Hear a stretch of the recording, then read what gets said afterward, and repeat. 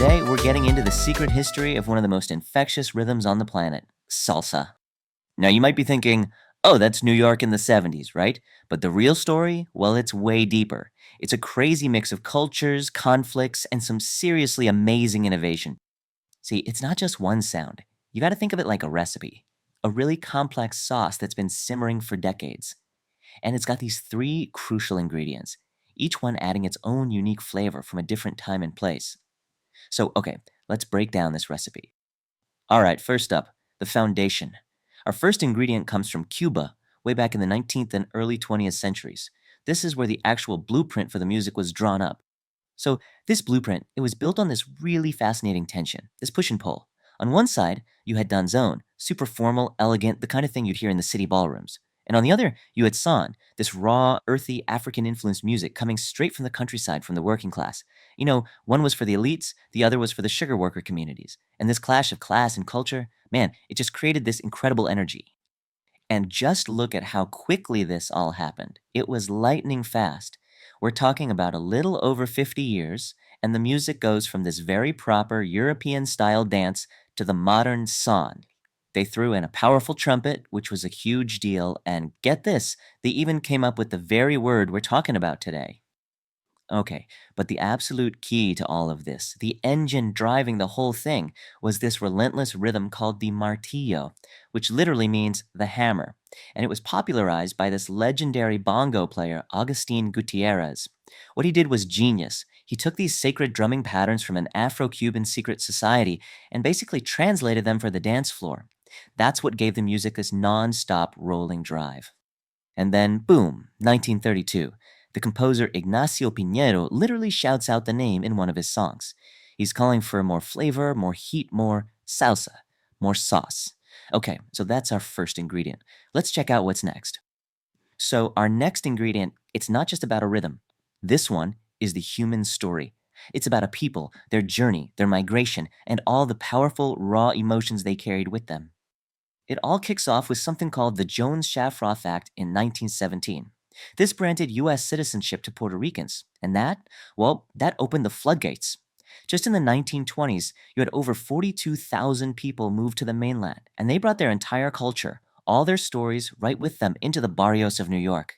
And one of the most important things they brought was a style of music called plena. Now, this was incredible. Think of it as a sung newspaper. See, at a time when a lot of people couldn't read, these songs, driven by these simple handheld drums, they told you everything. Local news, scandals, political protests. It was how the community in New York stayed plugged into what was happening back home. And the way the percussion works is just fascinating. It's like a well-oiled machine, or maybe a team. You've got the big drum, the seguidor, which is the anchor. It just holds down that steady pulse. Then the middle one, the segundo, adds some texture. But the real star is the little one, the requinto.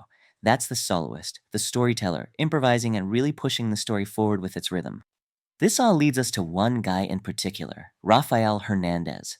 His life story it's the perfect example of this cultural fusion. He gets recruited into the US Army's famous Harlem Hellfighters Regiment for World War I. And he ends up on tour in France with the band, learning jazz side by side with some of the biggest African American music pioneers of the day. And that experience, it changed his music forever.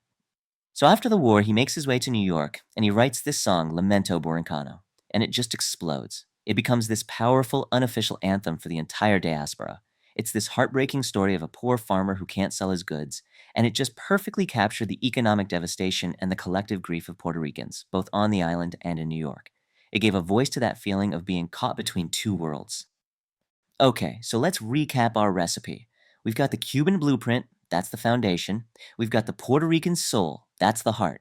Now for our final ingredient, the place where it all gets mixed together and cooked under pressure, the crucible of New York City. The spark that lit the whole fire was the rumba craze of 1930, and it was all kicked off by one song, El Manicero, or The Peanut Vendor. This thing was a monster hit. It was the first Cuban record to sell more than 1 million copies in the US. It basically dropped authentic Afro-Cuban rhythms right into the lap of mainstream America, and suddenly, everybody wanted more of this new sound. And right away, the music splits onto two different tracks. On one path, you have Don Aspiazu. He's on the vaudeville and Broadway stages, delivering the real deal, the raw, authentic sound.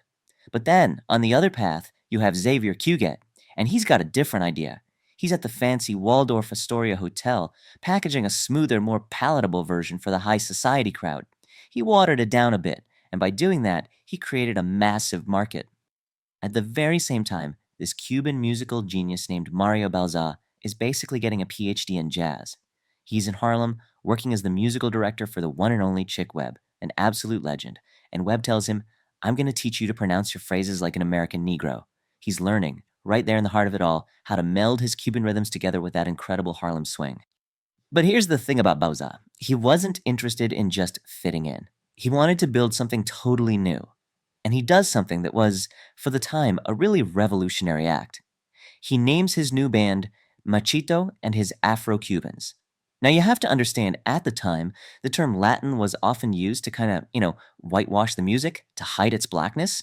Bauza just put it right out there, front and center. He was proudly declaring, this music comes from Africa. And this is the result. Look at this. It's a brand new kind of orchestra. You've got the sheer power and the complex harmonies of a jazz big band, but it's all being driven by the raw, unstoppable engine of a Cuban percussion section.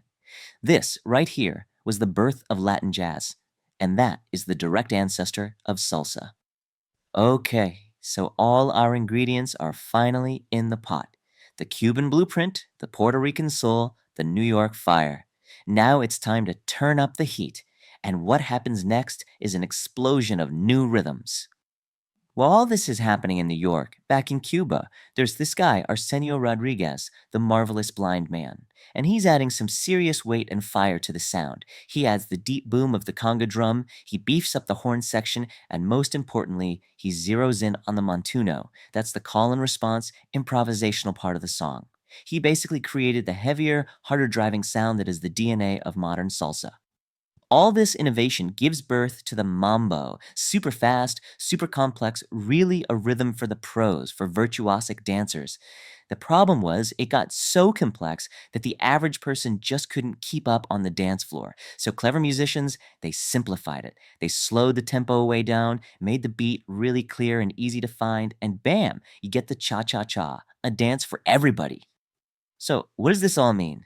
The big takeaway here is that salsa isn't just one thing. It's not from one place. It's the final dish, It's the result of that call from way back in 1932 to échale salsita, to add more sauce. It's that perfect, powerful mix of Cuban structure, Puerto Rican soul, and New York City fire, all cooked up together in the heat of migration and history. So really, every beat of this music is a page of a history book. It's a story of people moving, of struggle, and of creating something beautiful out of it all. It's something to think about, right?